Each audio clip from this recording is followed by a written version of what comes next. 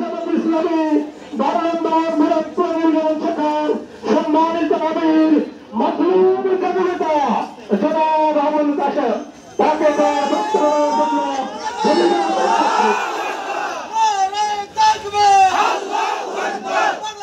জামাত ইসলাম জিন্দাবাদ জিন্দাবাদ বাংলাদেশ জামাত ইসলাম। আসসালামু আলাইকুম ওয়া রাহমাতুল্লাহি ওয়া বারাকাতুহু। আলহামদুলিল্লাহি ওয়া সালামুন আলা ইবাদিহি আল্লাযীনা ইসতাফা। আম্মা বা'দ। ফাকাদ ক্বালা আল্লাহু তাআলা ফি কালামিহিল মাজিদ ওয়াল ফুরকানিহিল হামিদ। আউযু বিল্লাহি মিনাশ শাইতানির রাজীম। বিসমিল্লাহির রাহমানির রাহিম। ইযা জাআ নাসরুল্লাহি ওয়াল ফাth ওয়া রাআইতান নাসা ইয়াদখুলুনা ফি দীনিল্লাহি আফওয়াজা ফাসাব্বিহ বিহামদি রাব্বিকা ওয়াস্তাগফির ইন্নাহু কানা তাওয়াবা। আলহামদুলিল্লাহ। আজকে দীর্ঘ 17 বছর এই দেশের বুকে প্রহসনের নাটক করে যার ভোটের মাধ্যমে বারবার বিদেশি শক্তির সহযোগিতায় এই ক্ষমতার মসনদে বসে জনতার কণ্ঠ রোধ করে গণতন্ত্র হত্যা করে আমার বিরোধীর বিজ্ঞাপন করে সাধারণ মানুষের জীবন যাপনের আপনার ব্যবস্থা বন্ধ করে দিয়ে যেই জগদ্দল পাথর এই দেশের বুকে চেপে বসেছিল, নমরুদের যেমন পতন হয়েছে, ফেরাউনের পতন হয়েছে, বাংলাদেশের বুকে এই মহিলা ফেরাউনের তেমনি পতন হবে। প্রিয় ভাইয়ের আমার, পাথরের বাবা শেখ মুজিব যখন মৃত্যুবরণ করে 15ই আগস্ট, সেই 15ই আগস্টে এরকম পুলিশ আর জনতা লাখো জনতা আর আপনার আর্মিদের হাতে পুলিশ তোলা দিয়েছিল।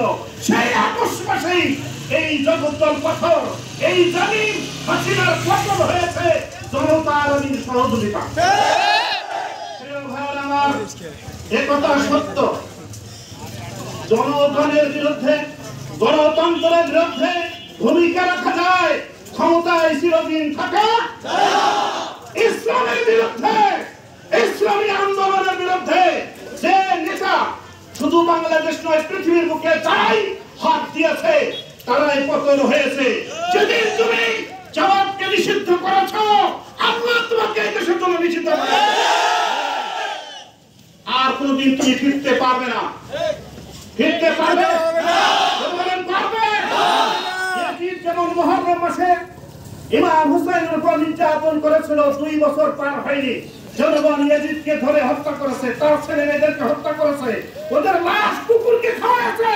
শেখ হাসিনা ওবাইদুল কাদের তোমাদের লাশকে আজ রাস্তায় কুত্তায় খাওয়াবে।